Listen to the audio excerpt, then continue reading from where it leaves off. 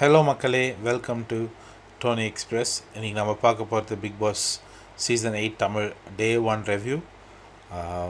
சரியான ஒரு நாளாக தான் இருந்துச்சு. ஒரு அன்ஃபேர் எவிக்ஷன். என்னை கேட்டிங்கன்னா அது அன்ஃபேர் தான் சொல்லுவேன். இந்த ப்ராசஸே எனக்கு பிடிக்கல. ஹவுஸ்மேட்ஸ் தான் டிசைட் பண்ணணும்னா அப்புறம் மக்கள் எதுக்கு? இந்த கேள்வி தான் எல்லாருக்குமே ஓடி இருக்கும். அதுவும் 24 ஹவர்ஸில் என்ன தெரிஞ்சுக்க முடியும்? அந்த கேள்வியும் இருக்குது. கரெக்டாக சாச்சனாக்கு வாய்ப்பு கிடைக்கல. ஒரு வேளை அவங்களுக்கு ஒரு ரீஎன்ட்ரி காத்திருக்கலாம், வைல்ட் கார்டாக வரலாம், பிக் பாஸ் ஏதாவது பிளான் வச்சுருக்கலாம், சொல்ல முடியாதுங்க. பொறுத்து தான் பார்க்கணும். இப்போ இன்றைக்கி டே எப்படி ஸ்டார்ட் ஆச்சுன்னா, எல்லோரும் ஏன் இருக்கணும் அப்படின்றது அதை பற்றி அதை பாயிண்ட் சொல்லுங்கன்னு சொல்லிட்டு தீபக் ஸ்டார்ட் பண்ணி வச்சார். அப்போ ரவீந்தர் ஒரு குட் பாயிண்ட் சொன்னார். என்னென்னா, பழகிய பிறகு வர்றது தான் வெறுப்பு, இல்லைன்னா அது அது வேண்டாம் வெறுப்புன்ற மாதிரி ஒன்று சொன்னாப்புல. ஆட்டம் ஆரம்பிக்கிறதுக்கு முன்னாடியே அனுப்புறதுக்கு யூ ஒன்ட் அக்செப்ட் அப்படின்னாரு. அப்புறம் ஒரு ஆம முயல் கதை சொன்னார். ஏன் அதை தண்ணியில் வைக்கலாம் அந்த ரேஸ் அப்படின்னு. என்னை கேட்டிங்கன்னா நான் ஒன்று சொல்லுவேங்க. ஆமை தண்ணிலையும் இருக்கும், தரையிலையும் இருக்கும். முயல் தண்ணியில் இருக்காது. அதனால் தரையில் போட்டி வைக்கிறது தான் கரெக்டுங்க. ரவீந்தர் சார் இதை கேட்டுக்கோங்க. ஒரு காமன் கிரவுண்ட் இருக்கணும் இல்லையா? இப்போ முயல் தண்ணியில் போச்சுன்னா செத்து போயிடும். ஓகேங்க. ஸோ அதுக்கப்புறம் தர்ஷா குப்தா கேட்கும் போது தர்ஷா குப்தா சொன்னாங்க, நான் ட்ரெஸ்லாம் நிறைய எடுத்துன்னு வந்திருக்கேன், அதை போடணும், அது வரலாம் நான் இருக்கணும் அப்படின்னு சொன்னாங்க. இந்த மீன் டைம் தீபக் டக்குன்னு முத்துக்கு மாற்றிட்டார். முத்துக்கிட்ட கேட்க ஆரம்பிச்சிட்டார். தர்ஷா குப்தா என்ன பண்ணாங்கன்னா, எனக்கு இன்னொரு பாயிண்ட் சொல்லணும் அப்படின்னு சொல்ல வரத்துக்குள்ளே தீபக் அதை இக்னோர் பண்ணிவிட்டு, அது ரொம்ப தெரிஞ்சுலாம் பண்ணலை, அப்படியே மூவ் பண்ணிவிட்டு முத்துக்கிட்ட போயிட்டார். இது தர்ஷா குப்தாவை ஹர்ட் பண்ணிடுச்சு. ஸோ தர்ஷா ஆனந்திக்கிட்ட இதை பற்றி பேசிக்கிட்டு இருந்தாங்க, ரொம்ப ஃபீல் பண்ணி புலம்பிக்கிட்டு இருந்தாங்க. ஆனால் அதை திருப்பி கொடுத்துட்டாங்க தீபக்கு. என்ன ஆச்சுன்னா, தர்ஷா குப்தாவோட மைக் சரியிலேயே என்னமோ ஒரு விஷயம் நடக்கும்போது தீபக் கலாச்சி எப்படி இருந்தாலும் பேச மாட்டோம், அப்புறம் எதுக்கு மைக்குன்னு ஏதோன்னு கேட்கும்போது தர்ஷா குப்தா பேசினாலும் நீங்கள் கண்டுக்க போகிறதில்ல, அப்புறம் எதுக்கு கேட்டுக்கிட்ட அப்படின்னு சொல்லி கலாச்சி விட்டாங்க. தீபக் அப்போ தான் புரிஞ்சுது அவர் என்ன பண்ணாருன்றது. ஸோ அவர், ஜாக்லின், அப்புறம் ஜெஃப்ரி போயிட்டு சமாதானப்படுத்திக்கிட்டு இருந்தாங்க. அப்புறம் நான் என்ன சொன்னார் தீபக், நான் கவனிக்கலை அப்படி இப்படின்னு சொல்லிட்டு இருந்தார். அப்புறம் முத்து ஒன்று சொன்னார். என்னென்னா, இவங்க களத்தில் விட்டு என்ன நடக்குதுன்னு பார்க்க இந்த டாஸ்க் வச்சுருக்காங்கன்னு. இதே தான் நானும் நினச்சேன், ஒரு வேளை ட்விஸ்ட் ஏதாவது வச்சுருப்பாங்கன்னு. அதுக்கப்புறம் பார்த்திங்கன்னா, இதெல்லாம் பேசி முடிஞ்சிட்ட பிறகு ஜெஃப்ரி நல்லா கலாச்சி பேசிக்கிட்ட சௌந்தர்யாவோட. ஜெஃப்ரி ரொம்ப நல்லா கேஷுவலாக ஆகிட்டே பழகிட்டு இருக்காரு. இப்படியே போயிட்டு இருந்தால் அவர் வின் பண்ணக்கூட வாய்ப்பு இருக்குது. டாஸ்க் எப்படின்றத பொறுத்து பார்ப்போம். அப்புறம் ஆனந்தி கொஞ்சம் இன்றைக்கி ஃபுல்லாக தனியாக இருந்தாங்க. காலையில் யார் செலக்டிவ் பீப்புள் கூட தான் பேசிக்கிட்டு இருந்தாங்க. தர்ஷா, ஜாக்லின், இப்படி தான். மேபி ஃபஸ்ட் டேன்றதுனால போக போக சரியாகிடலாம். அப்புறம் ஜெஃப்ரி பாட்டு சூப்பராக பாடியிருந்தார். அப்புறம் சுனிதாக்கும் அன்ஷிதாக்கும் பாட்டு சொல்லி கொடுத்தாரு, திருக்குறள்லாம் சொல்லி கொடுத்தாரு. இந்த டைம்லலாம் சாச்சனா ஆளே காணும். அப்புறம் ஒரு 2:30 போல் இருக்கும். எல்லோரும் போர் அடிக்குது அப்படின்னு சொல்லிகிட்டு இருந்தாங்க. அவங்களே அவங்கள கன்வின்ஸ் பண்ணாங்க இன்றைக்கி ஃப்ரீ டே அப்படின்னு. அந்த டைமில் தான் பிக் பாஸ் எல்லாரையும் கூப்பிட்டு நீங்கள் தான் ரூல் செட் பண்ணோம், நீங்கள் தான் உங்களோட ஏரியாவை பாதுகாத்துக்கணும், பாய்ஸ் அவங்களோட ஏரியாவையும், கேர்ள்ஸ் அவங்களோட ஏரியாவையும். அப்புறம் இதை சூப்பராக, இப்போ என்ன கேட்டிங்கன்னா, இதை போன சீசன் மாயா அவங்களாம் இருக்கும்போது சூப்பராக கொண்டு போயிருப்பாங்க, இன்ட்ரெஸ்டிங்காக கொண்டு போயிருப்பாங்க. இப்போ இவங்க தனித்தனியாக பேசிகிட்டு இருந்தாங்க. கேர்ள்ஸ் டீமில் தர்ஷிகா நல்ல பாயிண்ட்ஸ் எடுத்து வச்சாங்க.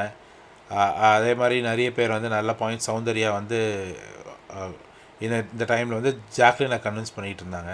சௌந்தர்யா இந்த வேலையை மட்டும் தான் பார்த்துக்கிட்டு இருந்தாங்க அங்கே. ஜாக்லினோட பாயிண்ட் வேலிடாக இருந்தாலும் அதை ரொம்ப இழுத்துட்டாங்கன்னு தோணுது எனக்கு. ரொம்ப நேரம் ஆயிடுச்சுங்க. அது தேவையே இல்லை அந்த சண்டை. இதுக்கு மேலே 8 சீசன் வந்துடுச்சு. அவங்களுக்கே தெரிஞ்சிருக்கும் பிக் பாஸ் கூப்பிட்டு இதை பண்ண அதை பண்ணுலாம் சொல்ல போகிறதில்ல, நீ எது பண்ணுறியோ அது பொறுத்து தான் அப்படின்னு தான் சொல்லுவார். அப்புறம் பாய்ஸ் டீம் கூட போனால் முத்து கொஞ்சம் நல்ல பாயிண்ட் சொன்னார். அருண் இன்னொரு பாயிண்ட் சொல்ல வரும்போது அவரை அப்படியே ஆஃப் பண்ணி தட்டி உட்கார வச்சுட்டாங்க. மேபி அருண் என்னென்னா, ஒரு பாயிண்ட் நிறைய பேசுகிறாரு, கொஞ்சம் எக்ஸாம்பிள் கொடுத்து என்னன்றதை சொன்னால் கரெக்டாக இருந்திருக்கும். கொஞ்சம் ஓவர் ஸ்மார்ட்டாக நிறைய விஷயம் சொல்ல வந்தார். அப்புறம் ஜாக்லினுக்கு சௌந்தர்யா திருப்பி வந்து அட்வைஸ் கொடுத்துருந்தாங்க இந்த வாட்டி. மற்றவங்க சொல்கிறத கேளு, அவங்களோட பாயிண்ட்ஸ் என்னென்ன, அந்த ரூல்ஸ் என்னன்றது கேட்டுக்கோ அப்படின்லாம். அப்போ வந்து ஜாக்லின் சொல்கிறாங்க, நான் என்னை வந்து யாரும் நோட்டீஸ் பண்ணாமல் இருக்கக்கூடாது அப்படின்னு என்னமோ சொன்னாங்க. அன்னோட்டிஸ்டாக இருக்க விருப்பம் இல்லைன்னு சொன்னாங்க. ஆனால் எல்லாருமே நோட்டீஸ் பண்ணிட்டாங்க அவங்கள ஆல்ரெடி. அப்புறம் வந்து அருண் வந்து ஒரு நல்ல பாயிண்ட் சொன்னார், என்னென்னா பவர் வந்து எப்படி யூஸ் பண்ணணும் அப்படின்னு. அப்புறம் சத்யா வந்து சூப்பர் பாயிண்ட் ஒன்றுன்னு சொன்னார், என்னென்னா கத்தி நம்மளுக்கு இருக்க மாதிரி அவங்கக்கிட்டேயும் இருக்குது, அதை எப்படி வேணாலும் யூஸ் பண்ணலாம். ஸோ அதுக்கேற்ற மாதிரி நம்ம ரூல் செட் பண்ணோன்றதை சொன்னார். ஆனால் அதை எடுத்துக்கிட்ட மாதிரி எனக்கு தெரியலங்க. ஏன்னா 2 பேரோட வாய்ஸ் ரொம்ப நல்லா சத்தமாக கேட்டுக்கிட்டு இருந்துச்சு பாய்ஸ் சைடில். தீபக் அண்ட் முத்து இவங்க தான் அங்கே டாமினேட்டிங்காக இருக்க மாதிரி எனக்கு ஒரு ஃபீல். அப்புறம் வந்து இப்படி தான் போயிட்டு இருந்துச்சு. அப்புறம் ஜாக்லின் கிட்ட ரூல்ஸ் சொல்லிகிட்டு இருந்தாங்க கேர்ள்ஸ் வந்து. ஸோ இப்போ எல்லோரையும் லிவிங் ஏரியா வர சொன்னாங்க, ரூல்ஸ் எல்லாம் ரெடி பண்ணிட்ட பிறகு. இப்போ வந்து என்ன நடக்குது கண்ண மூடி கேட்டால் நம்ம கேட்குற வாய்ஸ் எல்லாமே வந்து தீபக், முத்து, கேர்ள்ஸ் டீமில் ஜாக்லின், சுனிதா, அது சாச்சனா வந்து நிறைய சூப்பர் பாயிண்ட் சொன்னாங்கங்க. அவங்களே லீடும் எடுத்துக்கிட்டாங்க. இப்போது கன்ஃபெஷன் ரூமில் வந்து முத்துவை அமிச்சாங்க பாய்ஸ் வந்து. ரூல்ஸ் வந்து என்னென்னா ஃபஸ்ட் ரூல் வந்து 2 இன்சார்ஜ் இருக்கணும் ஸ்டோர் ரூமுக்கு பாய்ஸில். கேர்ள்ஸ் வந்து ஏதாவது பெர்மிஷன் வாங்கிட்டு தான் உள்ளே போகணும் அப்படின்னு, இல்லை டாஸ்க் ஏதாவது பண்ணணும்னு. இப்போ வந்து இதுக்கு மேலே தான் கொஞ்சம் வந்து ரிடிகுலஸாக இருக்கும். பாய்ஸ் வந்து யார் எத்தனை பேருன்றதை செலக்ட் பண்ணுவாங்களாம் கேர்ள்ஸில், குக் பண்ணுறதுக்கு, க்ளீன் பண்ணுறதுக்கு. அப்போ தான் வந்து அவங்களுக்கு 3 டைம்ஸ் வந்து ஃபுட் கிடைக்கும், காஃபி கிடைக்கும், டீ கிடைக்கும் அப்படின்றது. அது கூட பரவாயில்லைங்க. இதுதான் ரொம்ப ரொம்ப ரொம்ப மோசமான ஒரு ரூல்னு எனக்கு நான் நினைக்கிறேன். சார் ரவீந்தர் சார் வந்து இன்சார்ஜாக தண்ணிக்கு, அவர் சொல்லும் போது தான் தண்ணி குடிக்கணுமா, தண்ணி கொடுப்பாங்களாம். இதெல்லாம் கொஞ்சம் தவிச்ச வாய்க்கு தண்ணி கொடுக்கணுன்றது தான் நம்மளோட பழமொழி. இவங்க வந்து இது தமிழ்னு சொல்கிற முத்துவே வந்து இந்த ரூல் சொல்கிறது வந்து ஒரு ஐரணி, அது வந்து ஒரு எடுத்துக்கொள்ள முடியாத ஒரு விஷயமா இருக்குது. அப்புறம் 4th பாயிண்ட் வந்து என்னென்னா பாய்ஸ் வந்து பெர்மிஷன் வந்து கொடுக்கணுமா கேர்ள்ஸ்க்கு, என்னென்னா ஒர்க் பண்ணுறதுக்கே, இல்லைனா அவங்க ஒர்க்கும் பண்ணக்கூடாதான் உள்ளே வந்து க்ளீன் பண்ணுறது எதுவுமே. ஸோ அவங்க தான் க்ளீன் பண்ண ஆள் கொடுப்பாங்க, ஆனால் அவங்கக்கிட்ட பெர்மிஷனாக வாங்கணும், இல்லைனா கேர்ள்ஸ் வந்து பனிஷ்மெண்ட் பண்ணுமா. எப்படி சொல்கிறதுன்னு எனக்கு தெரியல. அதை கம்பேர் பண்ணும்போது கேர்ள்ஸ் ரூல் எவ்வளோ பெட்டர், பட் பெரிய ரூல்ஸ் எதுவுமே இல்லைன்னு சொல்லுவேன் கேர்ள்ஸ்கிட்ட. ஏன்னா அவங்களோட ஃபோக்கஸ் ஃபுல்லாமே கண்டிஷன், அவங்க போட்ட அந்த நாமினேஷன் கண்டிஷன் வந்து தூக்கணுன்றது தான். ஸோ ஃபஸ்ட்டு வந்து கன்ஃபெஷன் ரூம் உள்ள வரும்போது பிக் பாஸ் என்ன சொல்லிட்டாருன்னா, அவர் கூப்பிடும் போது வந்து தான் ஆகணும், அப்போ வந்து எந்த தடையும் இருக்கக்கூடாதுன்னு. ஸோ அவங்க வெளியில் வரும்போது, இப்போ கன்ஃபெஷன் ரூமில் பேசியாச்சு பிக் பாஸ் கிட்ட, வெளியே வரும்போது டாஸ்க் வைக்கலாமே, அதை கேட்கல அவங்க. ஆனால் சஞ்சனா அந்த பாயிண்ட் சொன்னாங்கன்னு நினைக்கிறேன். அதே மாதிரி பாய்ஸ் வந்து லிவிங் ரூம்குள்ளே லிவிங் ஏரியாவில் என்ட்ரு ஆகணுன்னா ஃபுட் வந்து கொடுக்கணுன்னு வந்து அவங்க வந்து அக்செப்ட் பண்ணிக்கணும். அப்புறம் உள்ளே எதுவுமே எடுத்துன்னு வரக்கூடாது. எனக்கு அந்த பாயிண்ட் புரியல. பாய்ஸ் வந்து லிவிங் ஏரியாவுக்கு வரும்போது எந்த பொருளும் எடுத்துன்னு வரக்கூடாதுன்னு. எடுத்துன்னு வந்தால் இவங்களுக்கு தானே லாபம், அதை எடுத்து வச்சுக்கலாமே. அப்புறம் வந்து லிவிங் ஏரியா விட்டு வெளில போகிறதுக்கு பெர்மிஷன் வாங்கணும். இப்போ எந்த ரூல் ஏதாவது ஃபாலோ பண்ணலைன்னா அவங்க வந்து பனிஷ்மெண்ட் பண்ணணும் அப்படின்றாங்க. சரியாக வந்து அதை கட்டமைக்கலைன்றேன் நான் இந்த ரூல்ஸ் எல்லாம். அதுக்கப்புறம் எதுவுமே நடக்கலை. இப்போது ஃபைனலாக வந்து நாமினேஷன், ஃபஸ்ட்டு வந்து நாமினேஷன் நடந்துச்சு. அதுக்கப்புறம் இங்கே தான் வந்து பார்த்திங்கன்னா நம்ம அர்ணவ் வந்து எழுந்துச்சு முதல்ல ஹீரோயினை நாமினேட் பண்ணிட்டார். ஒரு விஷயம் சொல்கிறேன், அர்ணவ் வந்து எனக்கு பிடிக்காது அப்படிலாம் கிடையாது, எனக்கு அவர் யாருன்னு தெரியாது. ஆனால் இந்த ஃபஸ்ட்டு டேலேயே எனக்கு வந்து அவரோட ஆக்டிவிட்டீஸ் வந்து ரொம்ப ஃபேக்காக இருந்துச்சு. அவருக்கும் அன்ஷிதாக்கும் எந்த சம்மந்தமுமே இல்லைன்ற மாதிரி அவர் காட்டிக்கிறாரு. ஆனால் என்ன மேட்டர்னா, அவர் கொஞ்சம் அவருக்கு அன்ஷிதாக்கு அகேன்ஸ்டாக இருக்கிறன்றதை வெளியில் காட்ட ட்ரை பண்ணுறாரு. ஏன்னா காலையில் வந்து அவர் தர்ஷிதா கிட்ட வந்து அன்ஷிதா வந்து குக் பண்ணுவாங்க, 10 பேருக்கு குக் பண்ணுவாங்க அப்படின்னு சொன்னார். அவருக்கு நல்லாவே தெரியும் அன்ஷிதா வந்து கோமாளியாக வந்து குக் வித் கோமாளியில் இருந்தாங்கன்னு. கோமாளி யூஸ்வலாக குக் பண்ண தெரியாதவங்களாம் தான் கோமாளியாக போடுவாங்க அப்படின்னு சொல்லி சொன்னாங்க. அப்படி பார்த்தா இவங்க வந்து அன்ஷிதாவை வந்து ஒரு டிஃபேம் பண்ணுற மாதிரி ஒரு பாயிண்ட்டு சொல்கிறாரு. ஸோ இப்போ என்ன நினைப்பாங்க மக்கள் வந்து, அவங்க 2 பேருக்கும் எந்த சம்மந்தமும் இல்லை, அவங்க 2 பேரும் எனிமி மாதிரி. இதை வந்து அவர் ப்ரொஜெக்ட் பண்ண ரொம்பவே ட்ரை பண்ணுறாரு. இன்னும் வந்து நிறைய நிறைய வந்து ஒரு நிமிஷங்க சாரி என்னென்னா அதான் அன்ஷிதாக்கு அவருக்கு சம்மந்தம் இல்லை, நிறைய தூரம் தான் இருந்தாங்க. என்ட்ரிலேயே பார்த்தீங்கன்னா 2 பேரும் அப்படியே சர்ப்ரைஸ் ஆனாங்க, பார்த்து ஒருத்தர் பார்த்துக்கிட்டு. இதெல்லாம் கொஞ்சம் ஃபேக்காகவே இருந்துச்சு, ஏதோ கேம் பிளானோடு தான் வந்திருக்காங்க. இன்றைக்கி வீக்லி நாமினேஷனில் நிறைய பேர் அந்த பாயிண்ட்டை சொன்னாங்க. சாச்சனா வந்து அவங்க தலையிலே மண்ணவாரி போட்டுக்கிட்டாங்க காலையில். அந்த ஏன் அவங்கள நாமினேட் பண்ணக்கூடாதுன்னு சொல்லும் போது அவங்க என்னை நாமினேட் பண்ணுறாங்க, எனக்கு ஓகே அப்படின்னு சொல்லிட்டாங்க. ஏன்னா அவங்க அதுக்கு அந்த ரெஸ்பான்சிபிலிட்டி அவங்க எடுத்துக்கிறேன் அந்த பெட்ரூம் விஷயத்தில் அப்படின்னு சொல்லி அவங்களே வெளில போகிறேன்னு சொல்லிட்டாங்க. அதை பிடிச்சிக்கிட்டு எல்லாருமே வந்து அவங்கள நாமினேட், ஒரு 5 பேர் வந்து அவங்கள நாமினேட் பண்ணாங்க. ஜாக்லினோட பாயிண்ட் செம்மையாக இருந்துச்சு. நான் இருக்கணும்னா நீ வெளில போகணும் சாச்சனா அப்படின்னு சொன்னாங்க. எல்லாருமே அதுதான் நினைப்பாங்க, கண்டிப்பாக அவங்க இருக்கணும்னு தான் நினைப்பாங்க. யாரும் வந்து நான் போகிறேன் நீ இரு அப்படின்லாம் சொல்ல மாட்டாங்க. அந்த இடத்துலேயே வந்து முத்து கொஞ்சம் டாமினேட் பண்ண மாதிரி இருந்துச்சு சில இடத்துல. ஜாக்லின் வந்து ஹர்ட் ஆகிடுச்சு சாச்சனா வெளில போனது. அதை வந்து புலம்பிக்கிட்டே இருந்தாங்க எல்லார்கிட்டையும் சொல்லி. இப்போது ஜாக்லின் கிட்டே என்னென்னா அவங்க சொல்கிற பாயிண்ட் என்னமோ கரெக்டு தான், ஆனால் அதை இழுத்துக்கிட்டே போயிட்டு அவங்களுக்கே அது அகேன்ஸ்டாக போகுது. அதே மாதிரி நாமினேஷனில் பார்த்தீங்கன்னா ரவீந்தர் வந்து அதே மாதிரி ஸ்மார்ட் ப்ளே பண்ணார் சாச்சனாவை நாமினேட் பண்ணி. ஏன்னா அவரும் ஜாக்லினும் தான் நெக்ஸ்ட் இருந்தாங்க. இப்போ சாச்சனாவுக்கு யாரும் அவங்க ஓட் பண்ணலைன்னா இவங்க 2 பேரில் ஒருத்தர் வெளில போயிருப்பாங்க. ஸோ அதுக்கப்புறம் ரஞ்சித் சார் வந்தாப்புல தேவையில்லாமல் நிறைய பேசினார். ஏன் ஆனந்தியை வந்து அவங்க வந்து வெஜ்ஜு நினச்சாரா, ஆனால் அவங்க நான்வெஜ்ஜான், இந்த மாதிரி நிறைய பேர் வந்து புரிஞ்சிக்கல அவர் அப்படின்னு சொன்னார். கடைசியில் அவரும் சாச்சனாவை தான் நாமினேட் பண்ணார். அதுக்கேற்றுக்கு இது இவ்வளோ பேசினாருன்னு தெரில. இதை தர்ஷா வந்து அவர்கிட்ட கேட்கும் போது ஏன் சுற்றி வளைச்சி நாமினேட் பண்ணீங்கன்னு கேட்கும்போது அவர் சொன்னார், இது என்னோடய பர்த் ஹேபிட்டுங்க, எல்லாரும் வந்து கையில் பல் விளக்குவாங்க, நான் ப்ரெஷ்ஷில் விளக்குவேன் அப்படின்னாரு. ஆனால் இந்த காலகட்டத்தில் எல்லாருமே ப்ரெஷ்ஷில் தான் பல் விளக்குறோம். அவர் என்ன சொல்ல வந்தாருன்னு தெரியல. ஹேபிட்டுன்னு சொல்லி அதோட நிறுத்தியிருக்கலாம். சாச்சனா வந்து எவிக்ட் ஆகும்போது அந்த ட்ராஃபியை போட்டு உடைச்சாங்கல்ல, அப்போது வந்து அவங்க அழுதுட்டாங்க. கொஞ்சம் கஷ்டமாக தான் இருந்துச்சு. மேபி அவங்க திரும்பி வரதுக்கு வாய்ப்பு இருக்குதுன்னு நினைக்கிறேன். போன சீசனில் விஜய் வர்மா எப்படி வெளில போனாரோ அந்த மாதிரி.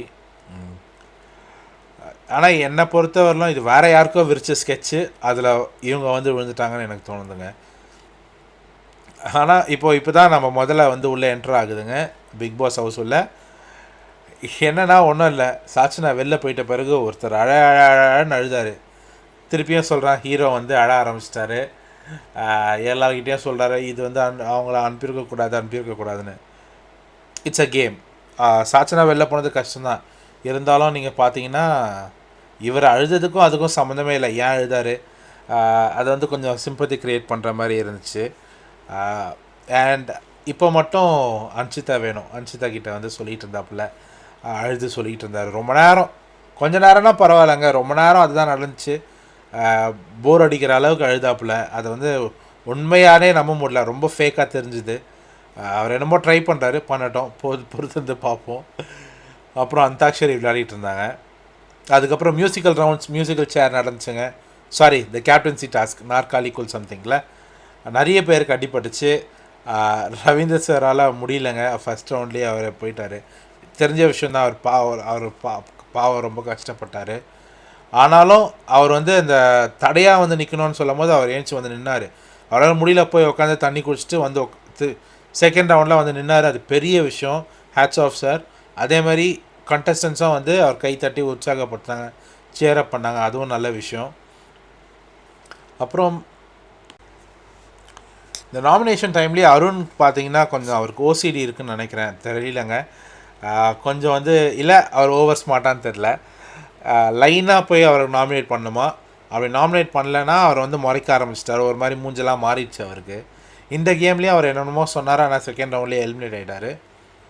அதே மாதிரி அண்ணாவும் ஏதோ பண்ணணும்னு பண்ணிக்கிட்டு இருந்தார். ஜாக்லினை வந்து அவர் டார்கெட் பண்ணாருன்றது தெரிஞ்சுது. அவங்க 2 பேருக்குள்ளே நிறைய ஆர்குமெண்ட் நடந்துச்சு. டாஸ்க்குன்னு பார்த்தா எல்லாருமே ரூல்ஸை மீறினாங்க. நடுவில் ஸ்டாச்சு மாதிரி நிற்கணும், ஆனால் அவங்க மூவ் பண்ணாங்க, கோடு விட்டு போய் ஓடினாங்க. இது மாதிரி நிறைய நடந்துச்சு. நம்ம தலைவி தர்ஷிகா தான் வின் பண்ணாங்க, அவங்க தான் இந்த வார captain.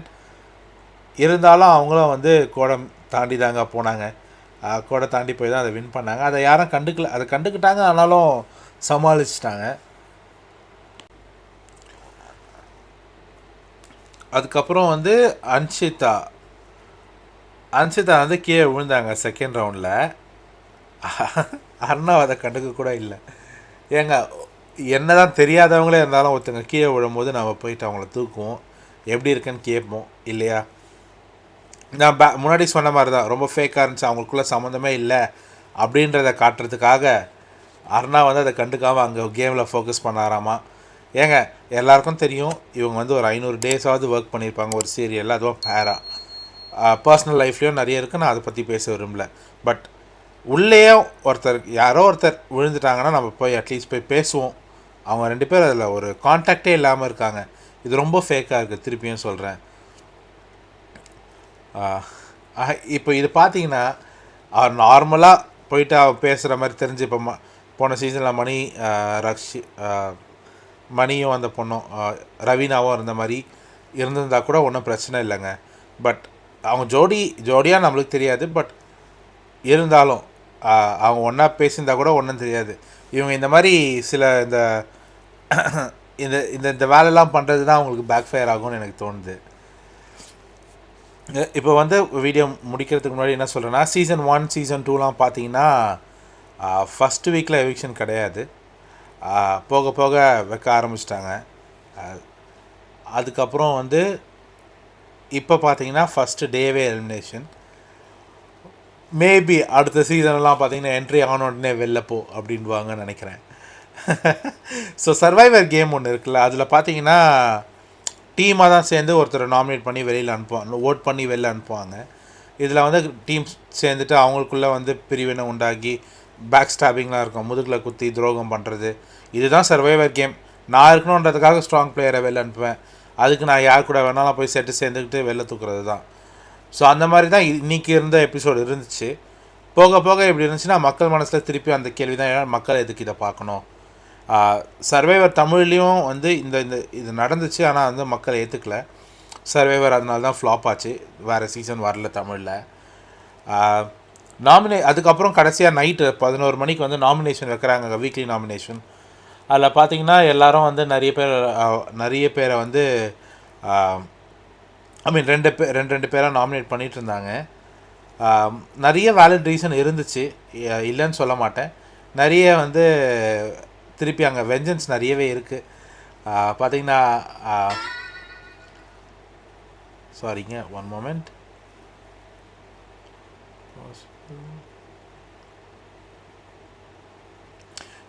Soundarya, Arun, Jacqueline, Muthu, Ranjith sir and Ravindar sir, இவங்கெல்லாம் நாமினேட் ஆகியிருக்காங்க.